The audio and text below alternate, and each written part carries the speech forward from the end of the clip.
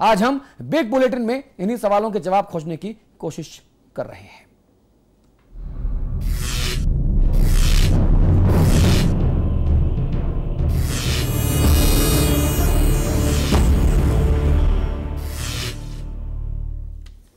जी, power गुल है।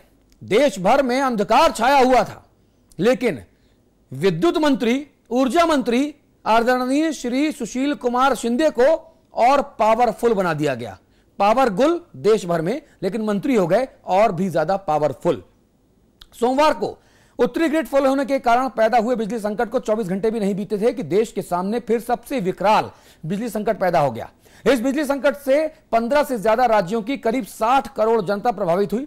यानी बिजली गुल होने से आधे हिंदुस्तान की जिंदगी रुक गई। लेकिन केंद्र सरकार में बैठे नुमाइंदों को बयानबाजियों से फुर्सत नहीं, और तो और मंत्रियों का धड़ल्ले से, बेशर्मी से प्रमोशन किया जा रहा है।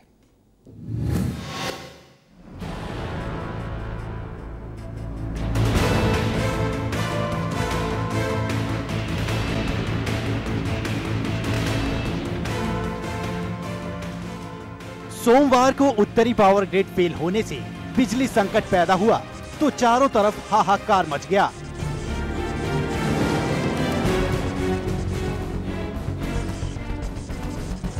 लेकिन उस वक्त किसी को जरा भी अंदाजा नहीं रहा कि कुछ ही घंटों बाद देश को और भी बड़े संकट का सामना करना पड़ेगा।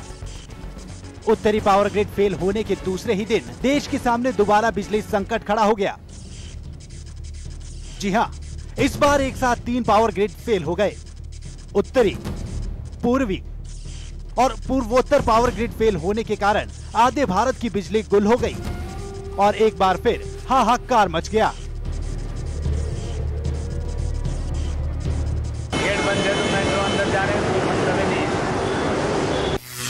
यहाँ पर 2 घंटे से खड़ा हूँ, मैं गुड़गांव जाना था, मैं यहाँ पर इंतजार कर रहा हूँ, मुझे ड्यूटी के लिए लेट हो रहा है।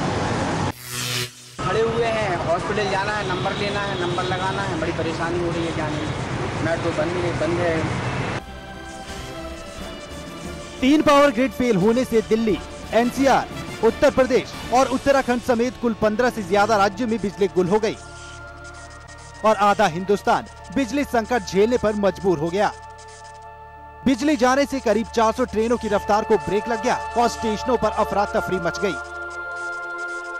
अस्पतालों में लाचार मरीज गर्मी में तड़पते नजर आए और बच्चों के बिलखने का शोर शुरू हो गया। सिर्फ यही नहीं, बिजली आपूर्ति नहीं होने से फैक्ट्रियों में उत्पादन ठप हो गया और कारोबार रुकने से करोड़ों का नुकसान हुआ। सोमवार की तरह मंगलवार को भी बिजली संकट के कारण दिल्ली मेट्रो सेवा बंद हुई।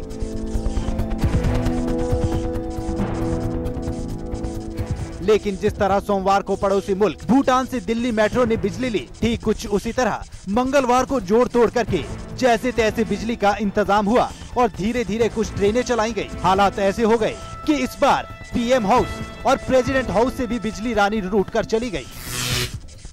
फिर क्या, थोड़ी ही देर में अधिकारी, नेता, सरकार पक्ष और विपक्ष सब कोई बिजली संकट पर माथापच्ची करने लगे और सभी ने अपनी अपनी राय देना शुरू कर दी।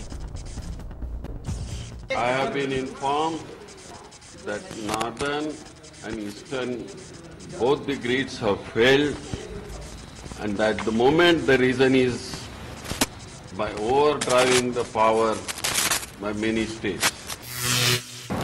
आज लगभग 1 बजे उत्तर क्षेत्र का जो ग्रिड फेल हुआ है उसके अनुसार हमारे सहारनपुर मुरादाबाद खंड में जो विद्युतीकरण के कारण रेल चलती हैं उसमें एक जनसेवा एक्सप्रेस है 5209 जो कि अमृतसर जाती है, उसका लोको चेंज किया जा रहा है। इसके साथ ही साथ एक पैसेंजर ट्रेन है 54-252 जो सहारनपुर से लखनऊ दिशा में जाती है, वो नगीना में रुकी है, उसका भी लोको चेंज किया जा रहा है। ऐसा अभी 13:02 पे, मैंने दिन में 1:02 पे मैं कंट्रोल रूम में बैठा था, तब तक ये हुआ कि वोल्टेज श्रिंक होना शुरू हुई धीरे धीरे करके। तो हम तो अपने अनुभव के आधार पर समझ गए कि ग्रिड में कहीं कोई डिस्टर्बेंस आ रहा है। तो वो डिस्टर्बेंस थोड़ी देर में सही साबित हो गया और पूरी ग्रिड कोलैप्स कर गई, नॉर्दर्न ग्रिड जिसे कहते हैं। बिजली जो आप बोल रहे हो फेल हो गया, रेल कहीं अटक गया, कहीं कुछ हो गया, ये नहीं लग रहा जनरेटर चल रहा है। जनरेटर डीजल का पैसा है, कितना चलेगा? तो पंखा झेल रहा आदमी। 60 crore people of the country, half of the population, is affected in 19 states. It's a huge failure of management in the power sector by the UPA government.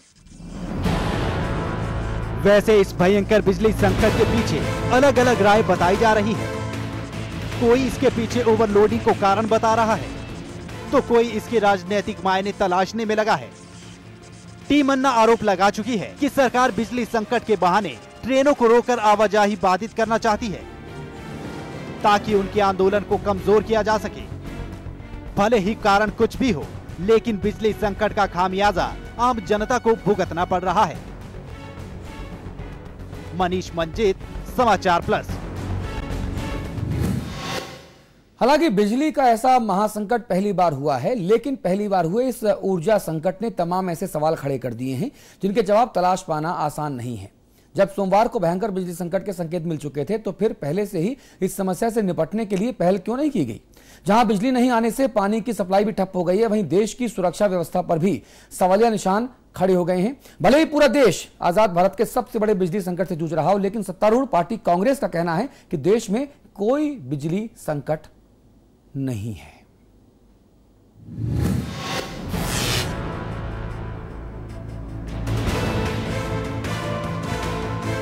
पहली बार आजाद भारत में 3 पावर ग्रिड एक साथ फेल हुए तो सरकार के भी होश उड़ गए। पहले उत्तरी ग्रिड के फेल होने का असर दिल्ली, पंजाब, राजस्थान, उत्तर प्रदेश, जम्मू, बिहार, झारखंड और हरियाणा पर पड़ा। और फिर नॉर्थ ईस्ट ग्रिड फेल होने के कारण असम, मेघालय, उड़ीसा, नागालैंड, मणिपुर, मिजोरम और त्रिपुरा में जनजीवन अस्त व्यस्त हो गया। वहीं पश्चिम बंगाल की मुख्यमंत्री ममता बनर्जी ने सरकारी अवकाश की घोषणा कर दी। कुछ यात्री ट्रेनों में सुरंग के अंदर ही फंसे रह गए। आसनसोल की कोयला खदान में 200 से ज्यादा खदान कर्मी फंस गए। केंद्र सरकार और राज्य सरकार बिजली संकट से निपटने की जुगत लगाती नजर आई। बिजली संकट से जूझ रहे लोगों को राहत देने के लिए आला अधिकारी जुटे रहे, लेकिन घंटों की मशक्कत के बाद भी बुरा हाल रहा। पेट्रोल डीजल के पंप की मशीनें कुछ देर तक काम करती रही, लेकिन जब घंटों बाद भी बिजली नहीं आई और जनरेटर चलते रहे, तब डीजल की भी किल्लत होने लगी। परेशानियां होंगी, जहाँ जहाँ ट्रेनें खड़ी हो जा रही हैं, पानी बच्चों को पीने को नहीं मिलेगा। बहुत सी समस्याएं हैं जो एकदम से अचानक से आ गई हैं। अभी यात्रियों को अपने अपने ज़्यादातर रिलेशन में आ जाना है। त्यौहार है, रक्षाबंधन है और रोजे चल रहा है। हर आदमी को अपनी अपनी जगह जाना होता है, वो अपनी समय पे नहीं पहुंच पा रहा। ये गवर्नमेंट को देखना चाहिए कि कहाँ पर इसकी क्या कमी हो रही है। अब तो बहुत दिक्कत हो जाएगी हम लोगों को। क्या दिक्कत आ सकती है? लेट पहुँचेंगे, खाना पीना की दिक्कत हो जाएगी। देहात क्षेत्र में जाना है हम लोगों को, समय से नहीं पहुँच पाएंगे। फेल हो गई है क्या? ग्रिड फिर से फेल हो गई है। इसका जो है अब हमको जैसे टाइम से पहुंचना है, वहाँ पे हम नहीं पहुंच पाएंगे। इस वजह से हमें बड़ी दिक्कतें हो रही हैं। कल भी ग्रेड फेल हो गई, जिसमें हम लोगों को दिक्कत उठानी पड़ी। आज ही सुबह बैठे हैं, वैसे ट्रेन लेट है 5-5 घंटे, रेलवे कोई सुन नहीं रहा उसके बारे में। कहीं बैंकों में रुपयों की जमा निकासी रोक दी गई, तो कहीं रिजर्वेशन काउंटर पर रिजर्वेशन मिलना बंद हो गया। लंबी लंबी लाइनों में लगने के बावजूद कुछ लोग बिजली, पानी, फोन के बिल जमा नहीं करा सके और उन्हें मायूस होकर लौटना पड़ा। ट्रैफिक सिग्नल पर लगी बत्तियां भी बंद हो गई और सड़कों पर भारी जाम लग गया। इसके बाद बिजली के लिए नेपाल, भूटान जैसे पड़ोसी देशों से मदद मांगी जाने लगी। हैरान करने वाली बात यह है कि इस बिजली संकट से निपटने के लिए जरा भी वैकल्पिक इंतजाम नहीं किए गए थे, जबकि इस तरह राष्ट्रपति भवन, प्रधानमंत्री निवास और सुरक्षा एजेंसियों के ठिकानों की बिजली फेल होना राष्ट्रीय सुरक्षा के लिहाज से भी खतरनाक साबित हो सकता है। बिजली के इस्तेमाल से चलने वाले रडार सेंटर ठप होने से घुसपैठ की आशंका से इनकार नहीं किया जा सकता। साथ ही स्टेशनों पर लगाए गए सीसीटीवी और गेट के स्कैनर बंद होना भी सुरक्षा के लिहाज से चिंता की बात है। जाहिर है आजाद भारत का सबसे बड़ा बिजली संकट तमाम मुश्किलें पैदा कर सकता है। मनीष मंजीत, समाचार प्लस। नॉर्दर्न ग्रिड से उत्तर भारत को बिजली की सप्लाई होती है। आइए आपको ग्राफिक्स के जरिए दिखाते हैं कि किसने कितनी बिजली इस्तेमाल की। ये आंकड़े सोमवार के हैं आपके सामने। राज्य उत्तर प्रदेश, पंजाब, राजस्थान और दिल्ली, कितना मेगा यूनिट जो है वो बिजली का इस्तेमाल सिर्फ सोमवार को हुआ, वो आपकी टीवी स्क्रीन पर हम दिखा रहे हैं आपको। उत्तर प्रदेश ने सबसे ज्यादा 124.06 मेगा यूनिट का जो है वो इस्तेमाल किया। सिर्फ सोमवार के आंकड़े हैं और इसीलिए केंद्र सरकार ये कहती है कि साहब चूंकि उत्तर प्रदेश ने अपनी जरूरत से ज्यादा, कोटे से ज्यादा बिजली का इस्तेमाल किया, इसीलिए ग्रिड फेल हो गया। हरियाणा, जम्मू कश्मीर, उत्तराखंड और हिमाचल प्रदेश में भी असर पड़ा। उत्तराखंड देखिए तकरीबन 16 मेगा यूनिट का जो है वो इस्तेमाल करता है एक दिन में, कोटे में है। इसका जो कोटा बटा हुआ है वो 19 से 23 के बीच में है, लेकिन उससे कम इस्तेमाल किया उत्तराखंड ने। और उत्तर प्रदेश का जो कोटा है उसने अपने कोटे से ज्यादा बिजली का इस्तेमाल किया, जैसे केंद्र सरकार ने भी कहा। और इस वजह से जो स्थिति है वो बद से बदतर हो गई।